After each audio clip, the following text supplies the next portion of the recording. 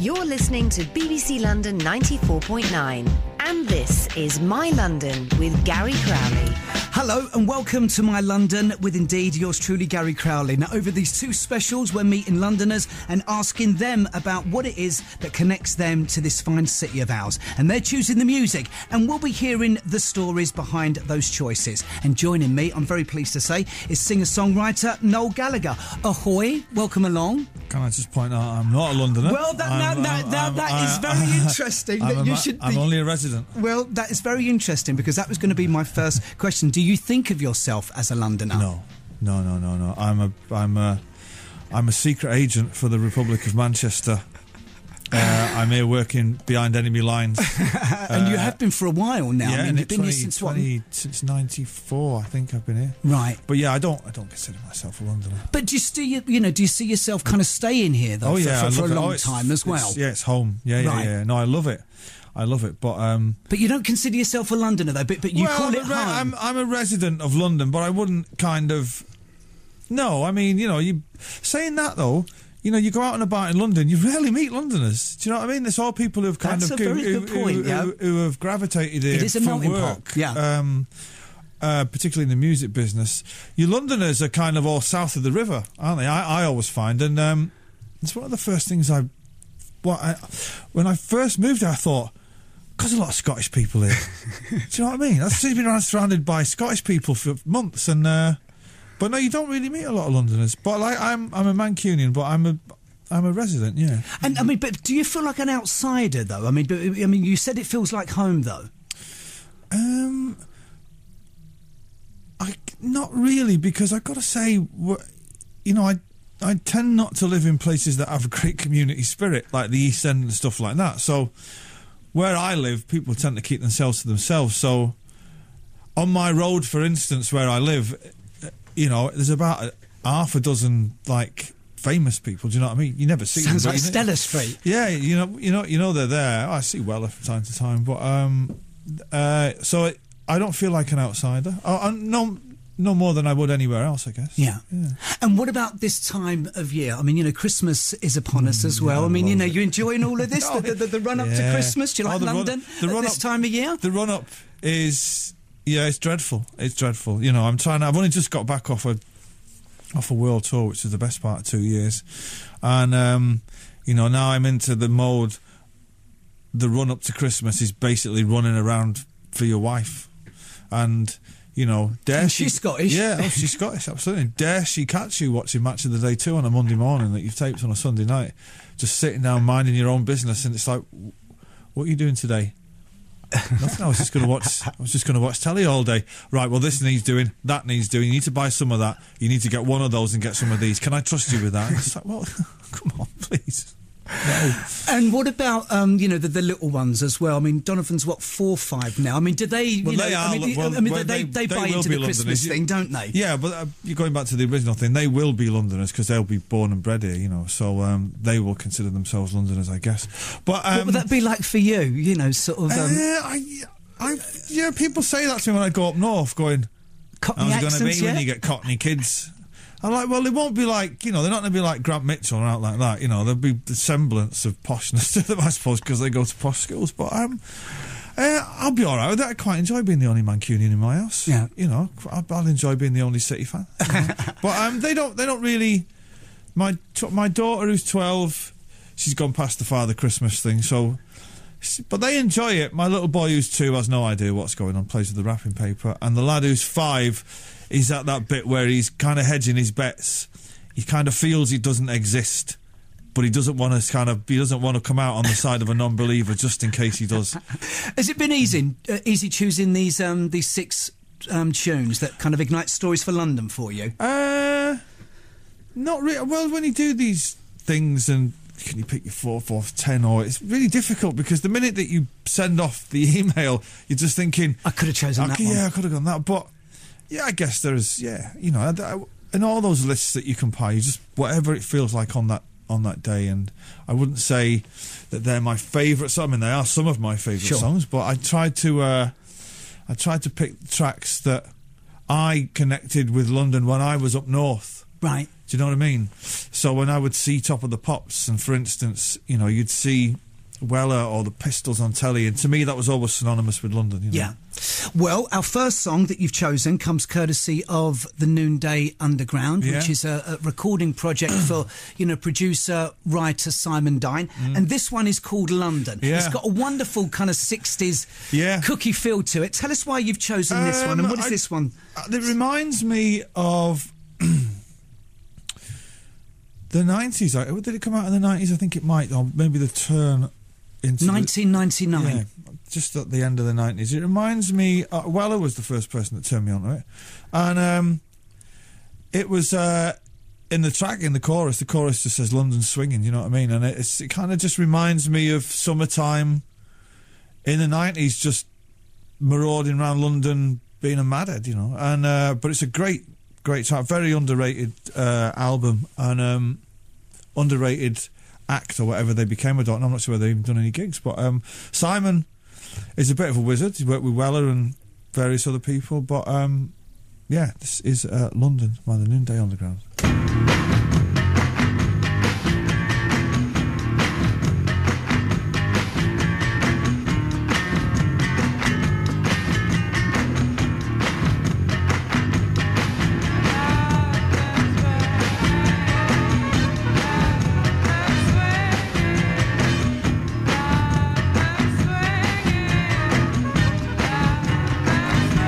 Listening to BBC London 94.9, and it's My London with my very special guest, Noel Gallagher. It's got a wonderful cookie 60s feel, as we said going into it. Great sound. You wouldn't think it was recorded in the 90s. No, that's right. I mean, this time of year, Noel, you know, for a lot of people is a time of reflection. Are you one for looking back? How's 2012 been as far as, you know, you're concerned? A good year, an enjoyable year?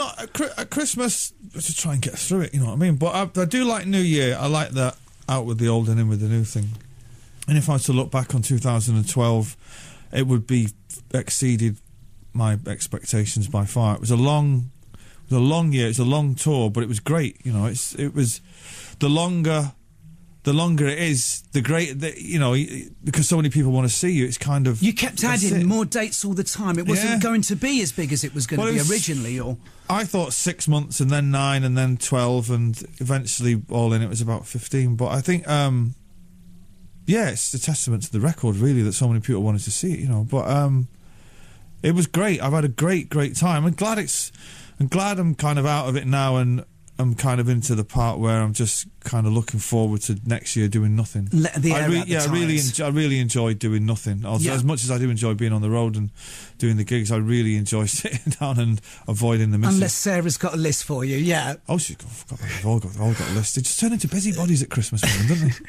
As far as this year is concerned, though, has there been any, you know, kind of obvious highlights where you kind of look back and think, you know what, that's exactly why I do what I do. You know, that was special for whatever reason. Could be anything. I won some great awards. You know, I got a great award from the NME, which was the Lifetime Godlike Genius thing they call it. That was great to have, like, Johnny Marr present it to you, and they show a film that you don't get to see beforehand. And I've done them for Paul Weller and Primal Scream, and so you don't see who's about to come up and kind of tell you. So you had no idea that Johnny, right? And you know, up comes. I thought Weller might be on it, so up comes Weller, and then there was like Brandon Flowers from the Killers, and then in a run was like, you know, Ray Davies was on saying what a great songwriter I was, and it was like that blew me away, you know, and you know, Roger Daltrey, and it's just like, wow, you know, it's brilliant, you know, and I was sitting there thinking, yeah, that's what it's all about. Brilliant. But you know, there was some great gigs stand out. The one Friday night at Wembley Arena stands out.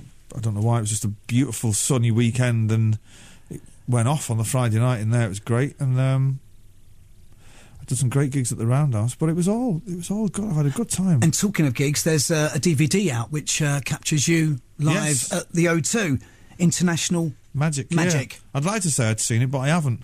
I've kind of skipped through it and said that'll do. I find it difficult watching my, it's not, you know, if I've got an hour and 40 minutes to spend, I'd rather not watch myself. Maybe Father Christmas working, maybe it'll be in the apparently it's quite good. Apparently it was number one. Listen, talking of the Kinks, and you mentioned about Ray Davies, Noel, we're going to play a Kinks track next. Of course, one of the great London bands. Tell us about Love Me Till the Sun Shines and why you've chosen this one. If you're picking tracks that are synonymous with London, then you can't not pick a Kinks track. And because Ray Davies is the consummate kind of kitchen sink, you know, Dead End Street and Waterloo Sunset and all those great songs that he wrote about, that if you listen to them on headphones, they could bring you back to winter in the 60s or summer, you know, crossing Waterloo Bridge. They're really evocative of the city. But I decided to pick a track by his criminally underrated brother Dave Davies, who Kinks fans will know he wrote some of the greatest Kinks songs, you know. This is a song that was recorded at Maida Vale Studios in 1960, I think maybe 67 or 68. It's called Love Me Till the Sun Shines. And then Dave Davies is a criminally underrated guitarist, singer and songwriter.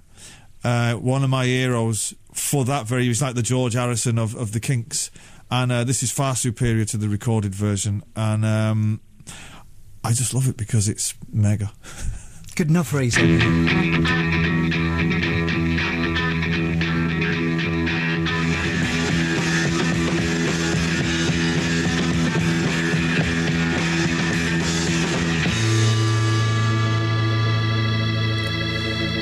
Dave Davies and his brother Kinks there, and nice noise. Nice noise. Brilliant. How good is he? Brian Matthew. That sounds absolutely fantastic. Noel Gallagher choosing the music. It is My London on BBC London 94.9. And there goes the Kinks and Love Me Till the Sun Shines. And, you know, I mean, a great songwriter. I mean, both of them in their own way.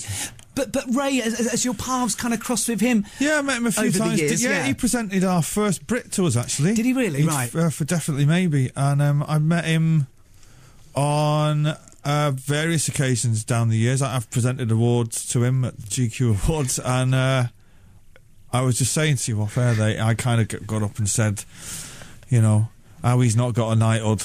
Never mind Elton John and all that mob, but blah, blah, blah. One of the greatest. Can't remember what I said, but it's quite gushing. And then he got up to the mic, and the first thing he just said, and he looked at me while he said it, which made it worse. He just went, "What a lousy speech." And I was just like, oh, you know what I mean? Just like, honestly. Yeah. But then saying that, he did redeem himself by, we went on then ITN, and they was asking him, and he said, "Oh, it's great to be presenting this award by this guy here." And I was like, "Oh, that's all right then." A happy ending. Yeah. We love a happy ending. Let's give people, if we can now, a little bit of, you know, a kind of potted history of your association with London. Do you have a kind of clear-cut, defining memory of visiting the city for the first time? I came down when I was a roadie for that band in Spiral Carpets in the back end of the 80s, and the first time we came to London was they were in Conch Studios, funny enough, which is the Kinks studio. And actually, I met Ray Davies by opening the toilet door, and Ray Davies was on the toilet. Not Ray Davies, Dave Davies was on the toilet. It's getting better. Sorry. And so they were at Conch. So me and Mark Coyle, who was the driver, we had to drive the gear down. And we'd somehow got... Mark Coyle went on to produce Definitely Maybe. We'd somehow got lost. And anyway, we should have been... I don't know what we were doing passing the Houses of Commons. The house, you know, we were just like... this. Now we know. We thought we were around the corner from Muswell Hill. It's only up the road. And remember kind of... we were in a Salford van hire truck, and we were going, "Is that Big Ben? Is that it?" You know, because you see it on News at 10, and it looks massive, you know. And it just didn't look very big, you know. And then, of course, down the years, somebody says to you in the Groucho at 2 in the morning, "Oh, you know... Big Ben is the actual name of the bell, not the tower." It's just like, yeah, but still, though, you know. I never knew that. Yeah, did you? Well, there you go. You learn something every day. It's the name of the bell, not the tower. And I remember being very excited coming to London, and you know, and then I got to come down here quite a bit after that with them, and the minute. I guess it was always a plan to move to London as soon as I was in a band, and I'd you know, because the music business was down here. And I remember the first maybe 6 or 7 months of being involved with creation, constantly getting the train down. And I just thought, I'm not doing this every day. You know what I mean? The music business is there, my management are there. I'm living in a bedsit in Manchester. And I was thinking, no, the Manchester thing had kind of been and gone, and it was all about the gangs and people were getting shot in nightclubs and that. It just seemed that every time I'd come to London, I got to Camden and it'd be amazing. You know, we'd have amazing nights out, and it just seemed that it was calling. And I remember going on the tour for Supersonic and never went back. And I just said to my missus, I'm not actually going back. And never went. And I arrived there with just like an Adidas Old full of clothes, and that was it. So, initially, for those early forays, when you would have been signed by Creation, you would have been staying in, hotels like the Columbia, which, of course, was, immortalised in song. Where was the first, kind of place that you had here in London? And we're talking round about sort of Supersonic time? Yeah, Because you lived on Delancey Street for a while, didn't you, in Camden? No, I lived off Delancey Street. Well, the first place I had where I rented was in Chiswick, which was across the street from Eden Studios, and I remember it because Mike Oldfield's wife had the flat downstairs. I don't know why that's significant, but there you go. It's significant because I would eventually buy Mike Oldfield's villa off him in Ibiza, and I've never met him. And he lives near me in the country. Anyway, there we go, we digress. Then the second place I had was in Camden on... If you go down Parkway, there's a pub on the right called the Spread Eagle. It's on that street. Number 38A. It crosses Delancey Street, doesn't it? Yeah. I had a basement flat there for maybe 94, 95, yeah. And then I moved to St John's Wood, like you do. And then on to Primrose Hill. And oh, no, the first place what am I talking about was Johnny Marr lent me his flat in Chelsea because the Smiths had a flat in Chelsea, and and Johnny said, he gave me the keys and just said, it's yours, man, just use it. And I think at the time, I don't know why, I don't know whether this is strictly true, but I heard a rumour that Salman Rushdie lived in the flat upstairs when the fatwa was out on him. And I remember having parties and we were getting really paranoid and seeing people like the skip would arrive outside the house at 7 a.m. and just be lowered into the street, and we'd all be primal screaming over there thinking, there's bombs in that. Peering through the curtains. Absolutely. But I remember getting a letter off one of the neighbours that I think they might have sent it to Johnny, saying we've had enough of his rhythmic foot tapping because it had wooden floors. But I'd never been to a flat ever that didn't have carpet, had posh wooden floors. That was always a sign of poor people in Manchester if you didn't have a carpet. You go in and you're like, Johnny Marr's not even got carpet on the floor. Unbelievable. And it's like, no, they're vintage floorboards from a chateau in France, Sounds lovely. Listen, let's play another track, and then we've got a break for news and travel, and then we'll pick up, Noel's history of the capital very, very shortly. But up next, we've already had one of the great, London bands of the 1960s, now one of the most influential London bands of the 70s, the Sex Pistols and Anarchy in the UK. Why have you chosen this one? Because it's synonymous, for me, growing up. The punk movement was synonymous with London. It never quite made it to Manchester, bar Joy Division and the Buzzcocks, but it wasn't the same as when you would read it in magazines. And, this God Save the Queen and the Sex Pistols, it was all Malcolm McLaren, it was on the King's Road and all that. It was all synonymous with London. But this song, I guess, is year zero. It's why you and me, and that's why we're all here doing this, is because that was the end of something. As soon as the intro to this starts, the 60s and the 70s are over, and the modern age begins, and it's just still to think that it's recorded over 35 years ago is mind-bending.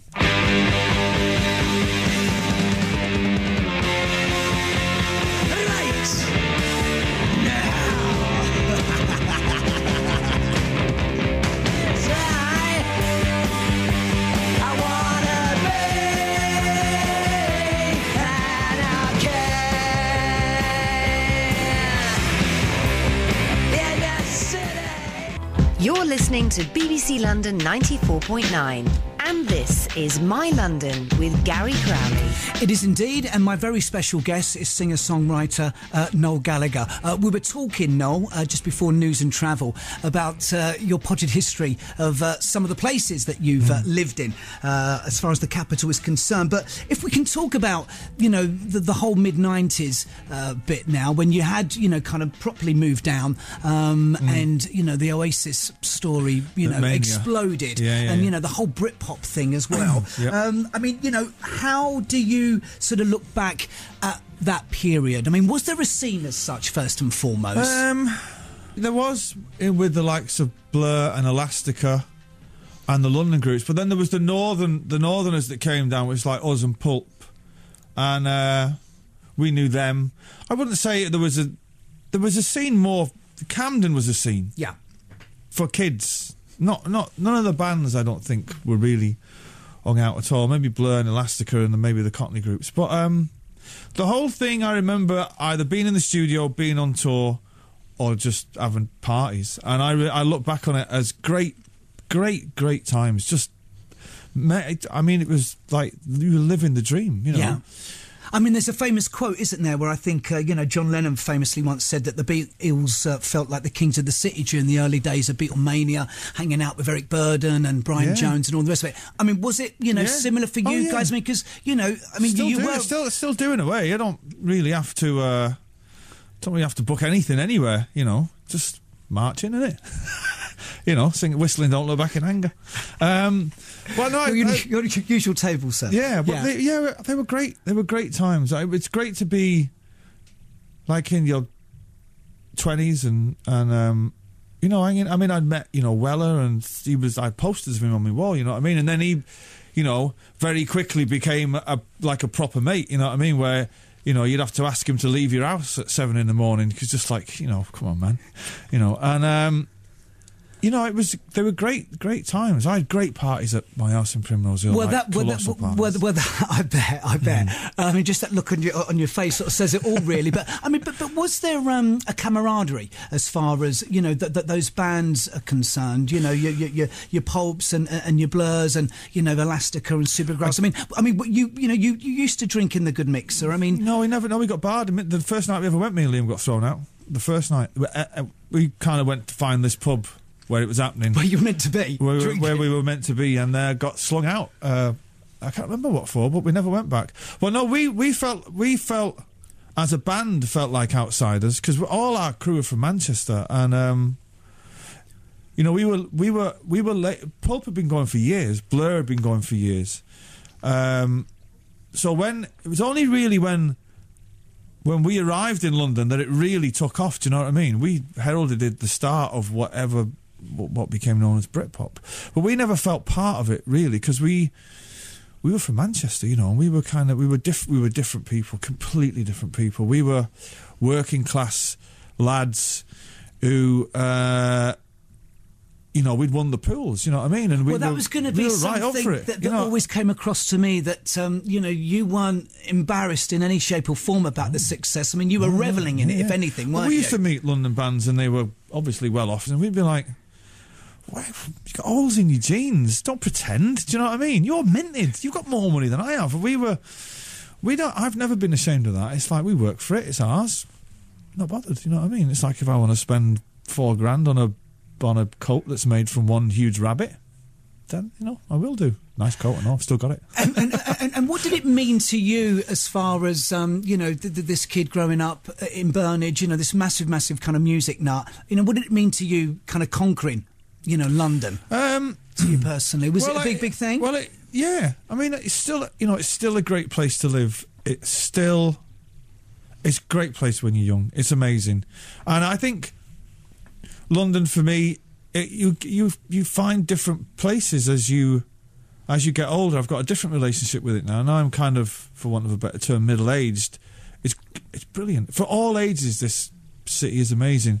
In your 20s, it's great because you can get lost in the Disneyland of nightlife, and there's always something happening. When we're at the stage we're at now, it's like it's got great places to hang out, like the Groucho and great restaurants, and you discover the theatre and stuff like that. Not that I ever go. I've been twice, and I would imagine also being a father of a couple of young kids as well. Yeah. I mean, I know the little one's only got one, two now, but certainly with the elder one, that you're almost sort of discovering it again in a way, really, with the kids, aren't you? Well, yeah, you got that Time Out magazine, the Time Out Kids thing. There's so much to do. You can't do any of it. You know what I mean? It's unbelievable. We never, when we lived up north and I was my kids' age, we had a ball and a street, and that was it. Now it's like, should we take them to see some outlandish production of, some virtual dinosaurs that come and shake hands with them. It's just like, wow, this is amazing. It's amazing for me, let alone them. But I don't know about for little kids. I don't know. There doesn't seem to be much of a community thing going on down there. But that's fine. But I think they'll go crazy when they're teenagers. Oh my God, my 2 sons are going to go insane. It's going to be nice to watch. I can't wait. You've got all of that to look forward to. Let's play another record and then we'll talk some more. Noel Gallagher choosing the music. The Bob Dylan song up next, Noel. It's All Over Now, Baby Blue, but done by the Chocolate Watch Band. Yeah. So what does this say about you and your connection to London? Well, this reminds me of, again, in the mid-90s when there was the Sunday Social was a club night that was going on in the Albany pub on Great Portland Street, which I've drunk pints of Guinness to all my children in that pub because it's across the road from where my kids were born. But and the Chemical Brothers used to DJ. And if there was a scene in London, then that's where it took place. That's where Sean Rowley, who was a radio DJ, and Primal Scream and all the Creation lot and all the Heavenly Records lot would go on a Sunday. And I just remember this was the first time I'd ever heard this track, and it would be back at other people's houses at 7 in the morning and be like, what's this? I've never heard this before. Why have I not heard this? And it reminds me of Bobby Gillespie and the Primal Scream lot and the Chemical Brothers, and just being... That club night was great, very influential, with lots of influential people. And then it turned into like a Japanese tourist hotspot where it seemed like 1 month we were all just kind of stood at the bar or downstairs having a night out. The next thing, a film crew had turned up from Tokyo, and then there was lots of Japanese people there, and it was weird but amazing. But this track reminds me of that particular night.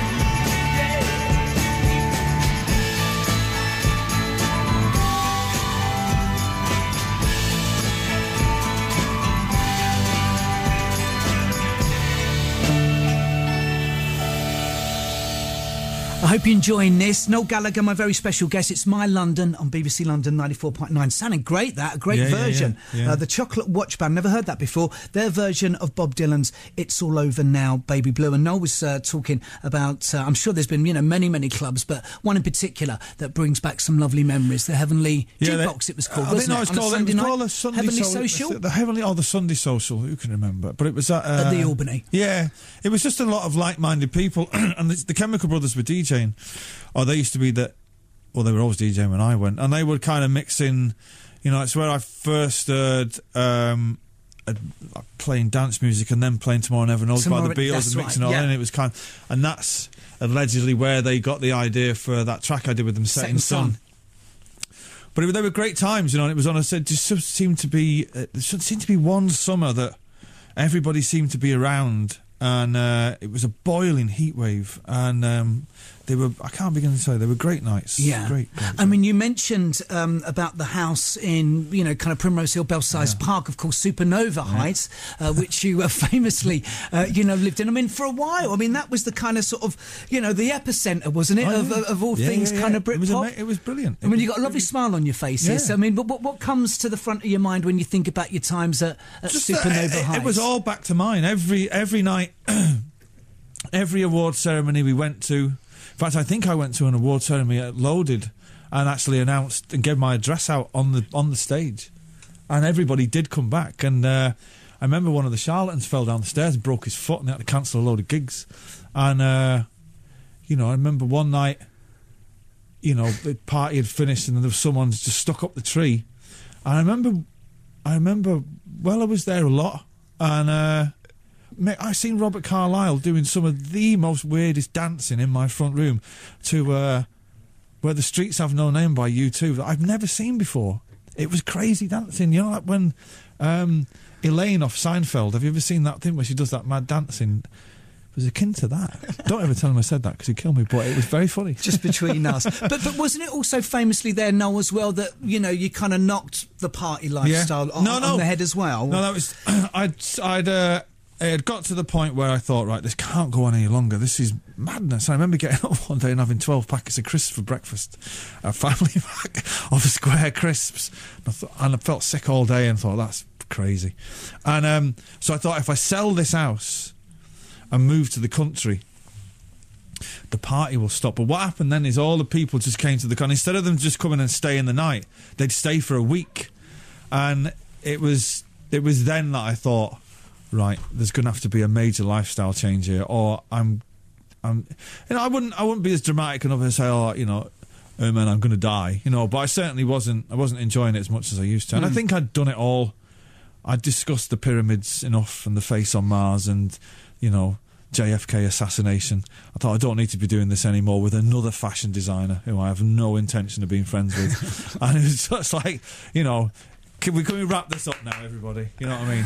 But North West London has always, you know, kind of been your sort of home of choice, isn't it? Pretty much. I mean, what is it about, you know, North West London that, you know, that... Well, it's not so much North West London that I like. It's going to... it was going to West London, into Notting Hill particularly, that I felt, oh, I don't like them. I don't like it around here. I don't like these people. This is all people pretending to be poor people, and they're not, you know. And... I don't know, it's just where I started. It's where I bought my first house, and I guess you never stray too far from where you buy. And then I moved out to Buckinghamshire for a bit, and then when I came back in, it's always been kind of around Primrose Hill, Maida Vale, St John's Wood.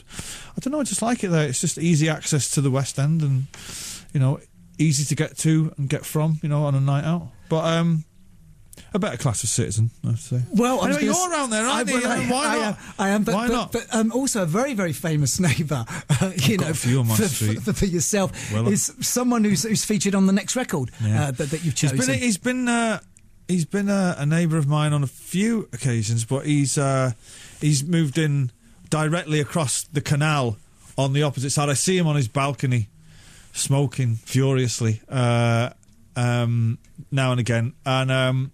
When he first moved in, his lounge, you can see into my kitchen. And I remember I was making a cup of tea, and it was the first night he'd moved in. I knew he'd moved in, and I was just making a cup of tea, and my phone went, and it was a text, and it was from him. And he just said, "Come to the window," you know. And I was like, no, he's spying on me already. But there's a few famous people on my street. Bass player from U2 lives a few doors up. Lulu. Is it Stella Street by the sound of things? Michael Flatley.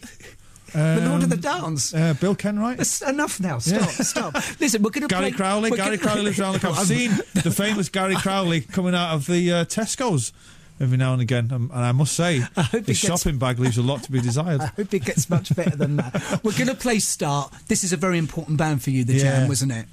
Well, again, you know, being in Manchester, watching Top of the Pops and...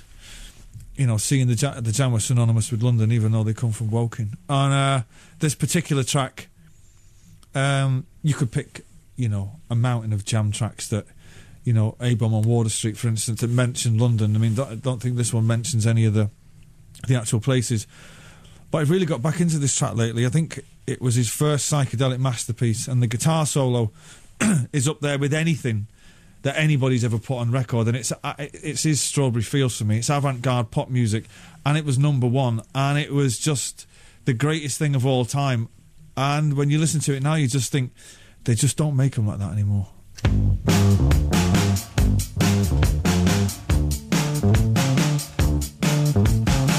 It's not important for you to know my name, nor I to know yours. If we communicate for 2 minutes only, it will be enough. And what you give is what you get.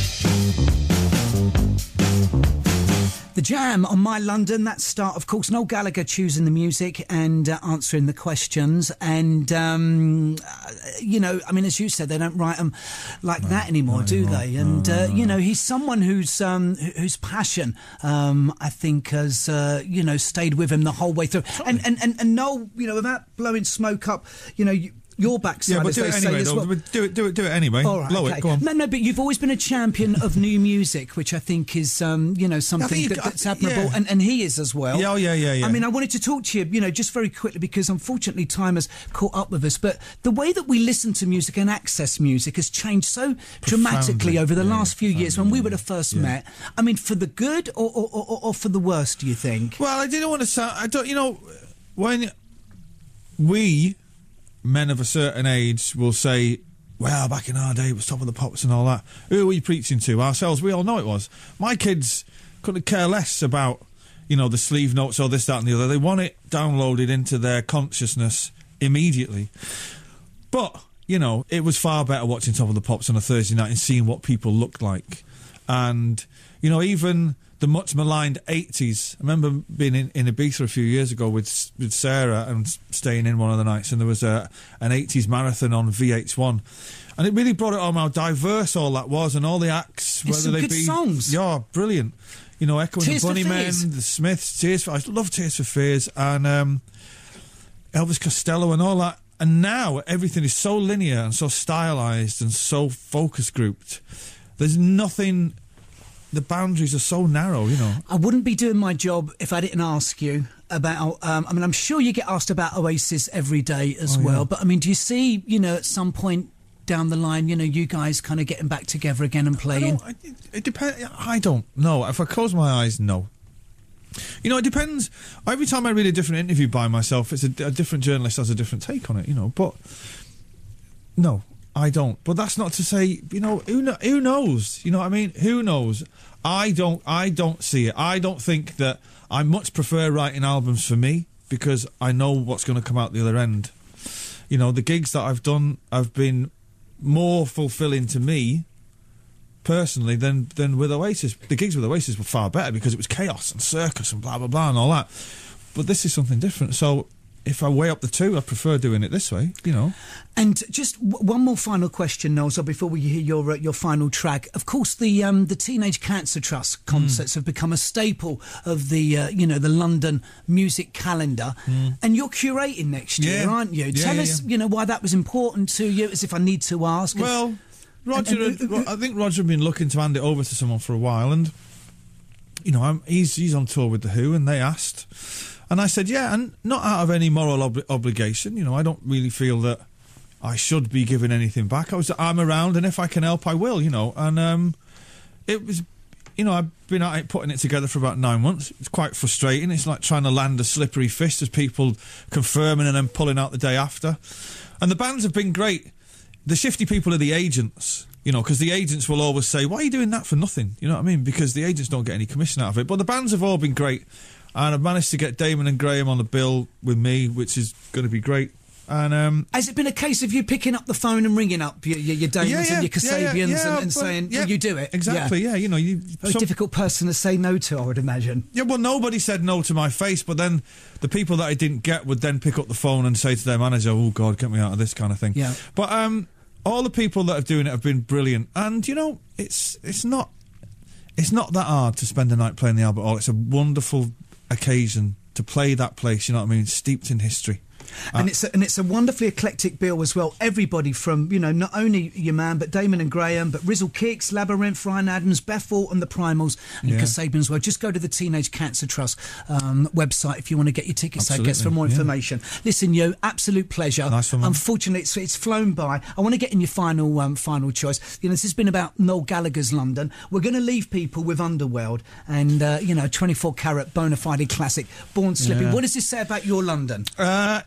Again, it reminds me of the film Trainspotting, and it's in the bit in the film where they come to London for the first time, and Renton is in a club and they play that, and it just kind of reminded me of when I come to London for the first time, and he's kind of sat on a ledge just amazed at this scene that was going on, and it just reminded me of how I felt when I came to London. It was like, wow, there's life outside Manchester, and again, it reminds me of just marauding round Camden in back of taxis, just on endless nights out, going here and going there. And it was before mobile phones. It was just kind of, well, they're going to meet us at 4. We've got to be there for 2. It's just great memories. And apart from that, it's a brilliant, brilliant, brilliant song. Very evocative of the 90s for me.